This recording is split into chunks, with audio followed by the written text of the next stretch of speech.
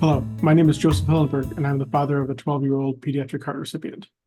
Every year, we make a special effort to honor pediatric donor families, without whom our stories and those of our children would not be possible. I would now like to welcome you to our session with Cyndi and Frank Grobmeier, pediatric donor parents and founders of the Maddog Strong Foundation. Hi, everyone, and thank you to Transplant families for inviting us here to share our story. We are Frank and Cyndi Grobmeier. I am a professor of communication at St. Xavier University in Chicago. Frank will tell you a little bit about himself in a minute. And we are parents and donor parents.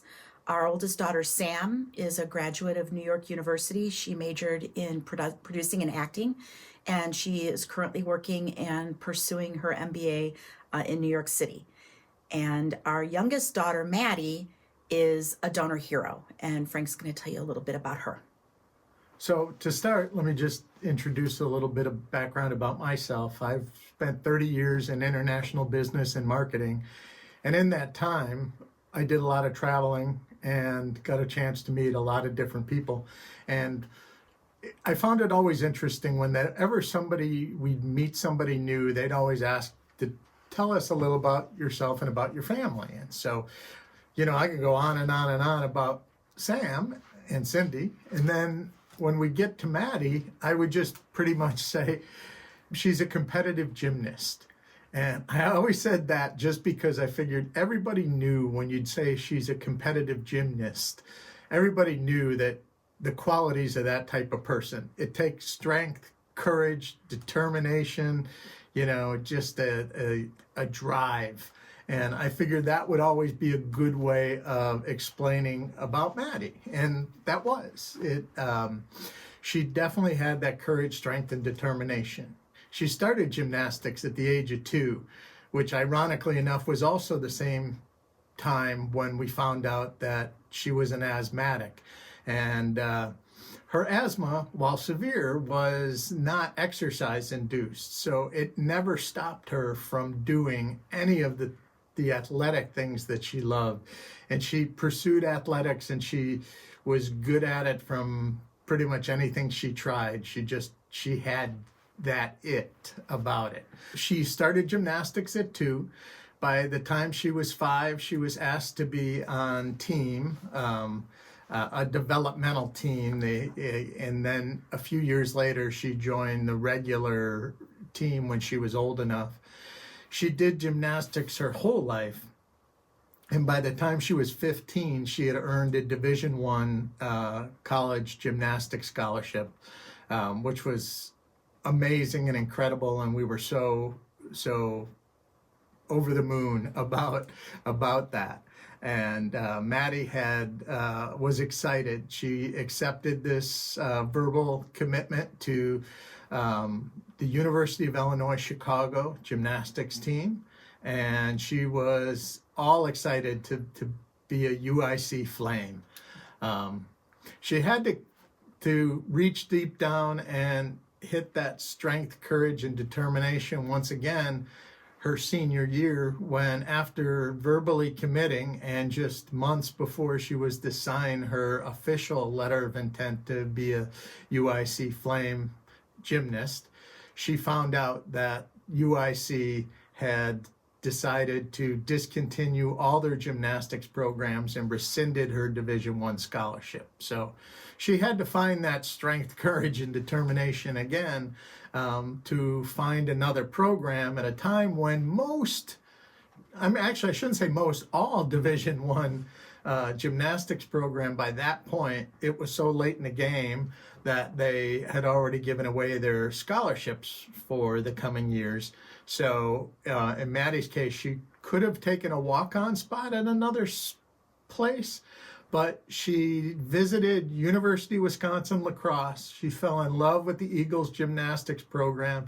And while they were only a Division III school, and she could not get that Division I offer, or Division I scholarship, she absolutely fell in love with the location, the team, the coach, the school, everything about it. And after a family discussion, decided she was willing to commit. She was so excited about embracing that Division III philosophy and joining the UWL Eagles. So that was her senior year. Maddie thankfully had no problems with any serious injuries in her career, so she was all set to go. And in March of that year, of that senior year, just a couple of months before she was to graduate, she got in a very serious rollover car accident on her way from school to the gymnastics academy that she trained at, which was only about a mile away up the road. And on the way, her car was hit going through an intersection. She slid into a curb, and the car rolled 3 times and ended up being crushed. Her and 2 of her gymnastics teammates were in the car. And I don't know if it was because of the hand of God coming down and protecting them, or them being gymnasts and knowing how to roll and tumble, or maybe a little bit of both. But thankfully, all 3 of those girls walked away from that really serious car accident with a couple of bumps and bruises, but nothing serious at all. And that accident really shook Maddie up. And about a week or 2 later, she came and sat Mom and I down and said, listen, I got something you guys need to hear. If something like that car accident were ever to happen again and things didn't turn out as well as they did this time, and I want to be an organ donor. And the dad instinct kicked in. I said, absolutely not. We are not having this discussion. Right. That is, we do not talk about death and dying in this house. And as a kid, again, strength, courage, determination, that kid just pushed through and said, no, Dad, you have to listen to me. You need to know this. This is important. And Mom and I looked at each other and said, okay, check. We understand. We're never going to have to worry about that, so just glad you told us, bud. Well, little did we know that that conversation was going to have a profound impact on our lives in practically no time at all. So Maddie did end up graduating from high school, had an amazing ceremony. The family was all together. Sam flew in from New York to be part of it, and we had an amazing graduation. A few weeks later, we had all the family in town, and we had an amazing graduation party. Maddie went to her first week at gymnastics practice at University of Wisconsin La Crosse, and everything was going according to plan. And then our whole lives changed. A couple days before Maddie's 18th birthday, one of her teammates had an extra ticket to go see Shawn Mendes and asked Maddie if she wanted to come along. And she was super excited. And so on a Thursday evening, she came home from gymnastics. She got ready. She bounced out the door, said, I'll see y'all later. And she went with 2 of her teammates, younger sister, one of her friends, and her teammate's mom, to go see Shawn Mendes. And I was texting back and forth with her. And then about 8:30, I got a phone call from the mom, for Linda, saying that something happened to Maddie, that the paramedics were in the bathroom with her at the venue. And she just wanted to let us know what was going on. And we'd been here before. Maddie had severe asthma attacks where she had to be taken to the hospital. And so we told Sam, we're going to head up about an hour from our house. And we hopped in the car and we started driving. And as we're driving, I said, this isn't right. This isn't the way this usually goes. We should have heard from the paramedics by now. We should have heard from somebody by now. They had our phone number. I'm going to call the hospital where that Linda said they were taking her to. And when I called, the person at the emergency desk said, you need to get up here right away. She coded in the ambulance on the way here, and they're working on her right now. And so we got to the hospital, She coded again, and then they were able to stabilize her enough to life flight her to a hospital that had a pediatric ICU. Keep in mind, this was 3 days before Maddie's 18th birthday. We drove to the second hospital, and that's where our journey for donation really began. We celebrated Maddie's 18th birthday. This was pre-COVID, so we were able to bring family and friends in the PICU. And then because Maddie had come in as a pediatric patient, they did 2 brain death tests. So after the first brain death test, Frank and I actually asked the nursing staff at the hospital, what about her being an organ donor? And they said, that's not a conversation that we're going to have at this point. But that conversation that Maddie had with us really, really stuck with us. And so after the second brain death test, when she was declared, we pretty much right away said, does she have the opportunity to be an organ donor? And that was when we met Gift of Hope, Shannon from Gift of Hope, our local OPO. And she came in, and the first thing she said was, tell me about Maddie. And we spent the next hour with her, talking about Maddie, telling her about Maddie, and crying with Shannon with her in those moments. And so, like so many donor families do, we went through the process of approving everything for Maddie for donation. Maddie was an organ and a tissue and a cornea donor. We struggled a little bit with the corneas at first. There's just something about the eyes, and Shannon told us that's really, really common with donor families to struggle with that decision. But we were so well taken care of. We did the honor walk, we did the flag raising, we did all of those.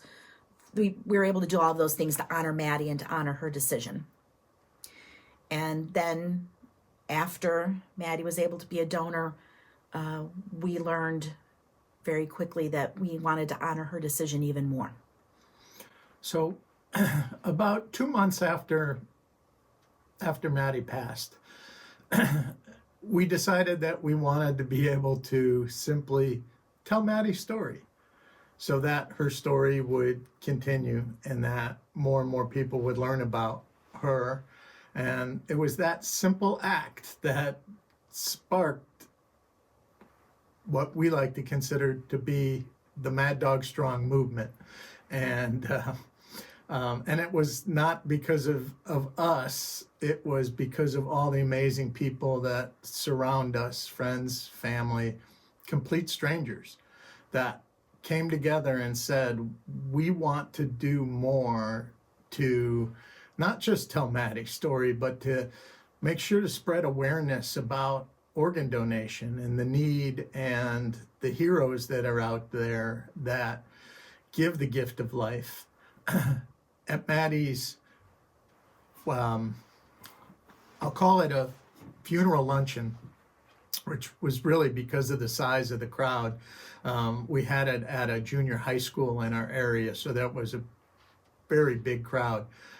We set up donation registration stations so that people at the luncheon not just could talk about Maddie's heroic act of being a donor and how altruistic of a decision that is, but could actually act and sign up right then and there. And 2 months after that, we started the Maddog Strong Foundation, which the idea was to not just be able to tell Maddie's story, but to affect the donation decisions of young adults and teens who were at that age when this would be their first serious major decision they would make about their own life and their own health care, and would have an opportunity to be able to, let's say, formulate their decision and no matter what the decision was, yes or no, we wanted to make sure that they made an informed decision and help them. So we started the Maddog Strong Foundation. And I serve as executive director. Cyndi serves as the president of the board of directors. And what we do is we have developed everything from education curriculums that are used in various high schools throughout the state of Illinois and beyond. Materials that can be used in health and science programs and driver's education programs, not just in Illinois, but around the country. Some of our documentaries that we use in there have won Telly Awards, which is the largest international video production award that you can get.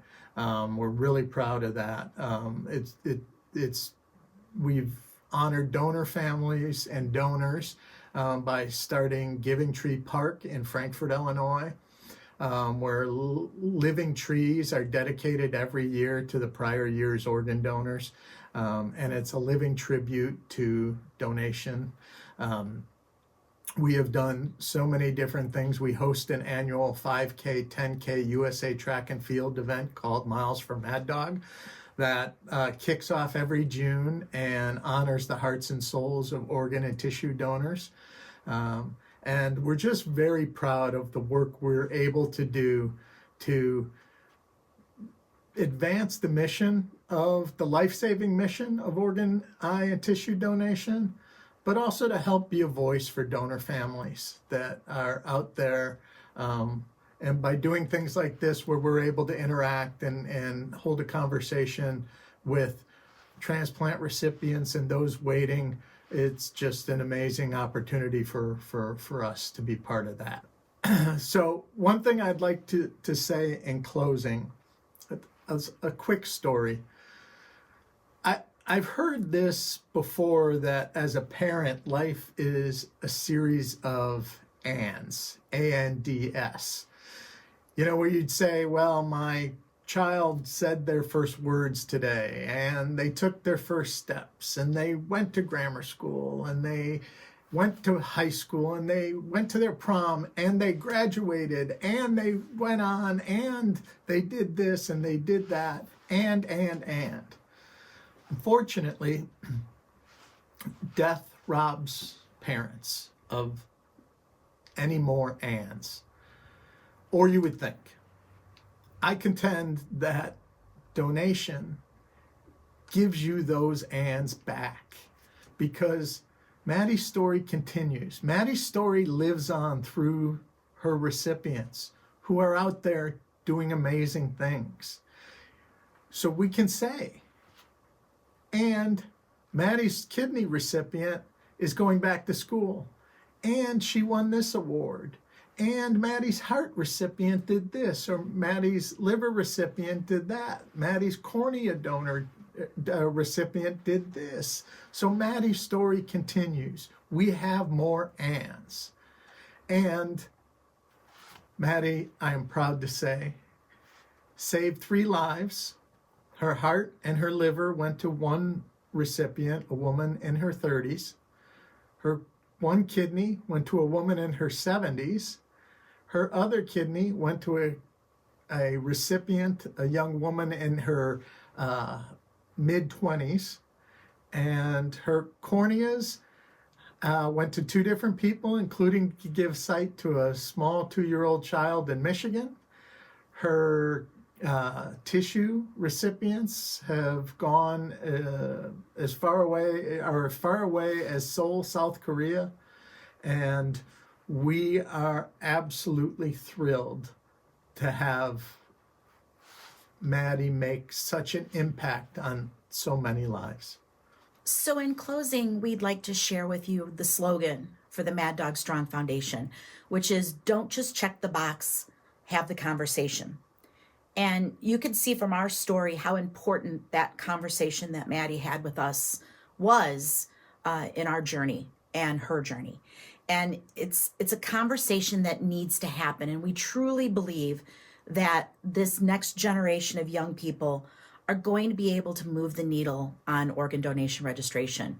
We know that there's a gap. We know that people are in favor of the idea of organ and tissue donation, but only 56% are actually registered. And we truly believe that by education and making informed decisions and understanding donation and transplantation, young people will feel empowered to have those conversations. And maybe they won't get the same reaction that we had when Maddie tried to talk to us about it. And we said, no, we don't talk about this. This is not a conversation we have. And so that is our mission. Our mission is to continue the work that she started and to live her inspiration each and every day and hopefully really make a difference in this space. So remember, don't just check the box. Have the conversation.